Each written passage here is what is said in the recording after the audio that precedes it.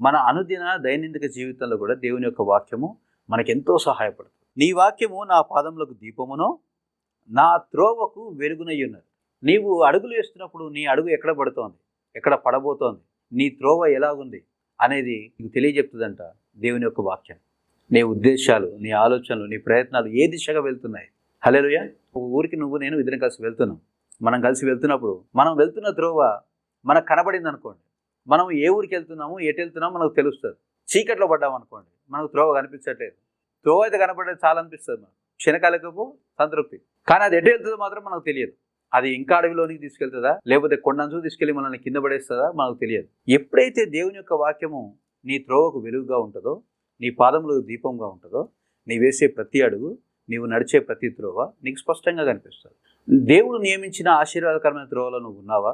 దేవుడు సహకరించి, దేవుడు నీకు సమస్తం సమకూర్చి పెట్టి సమయానుకూలంగా నీకు నీ జీవితంలోకి అన్నీ తీసుకొచ్చి పెట్టే త్రోవలో నేను ఉన్నావా? లేకపోతే ఈ లోకం ఏర్పాటు చేసిన త్రోవ, కాసేపు డబ్బు, కాసేపు సంతోషం, కాసేపు సంబరం, మళ్ళీ ఆ తర్వాత మళ్ళీ కాసేపు అప్పులు, కాసిన రోజులు అవమానం, కాసిన రోజులు రోగాలు ఉండే ఈ లోక సంబంధించిన త్రోవలో ఉన్నావా? నువ్వు తెలుసుకుంటావు, నువ్వు గ్రహిస్తావు.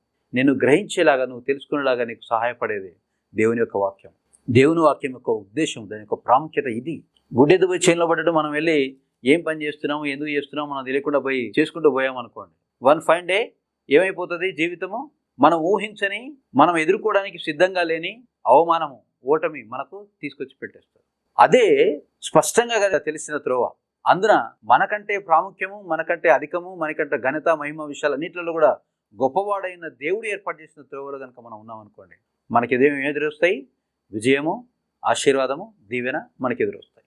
మనం ఊహించలేని మేలుడు, మన తలంపులకు కూడా అందని అద్భుతాలు, సిరి సంపదలు కానివ్వండి, ఆరోగ్యం కానివ్వండి, కుటుంబంలో ప్రేమ కానివ్వండి, మనకన్నీ ఎదురుగా వస్తాయి. ఆ సరైన త్రోవలో నేను నడిపించేలాగా నీకు మార్గం చూపించేది, నీ త్రోవకు వెలుగైండి చూపించేది దేవుని యొక్క వాక్యం.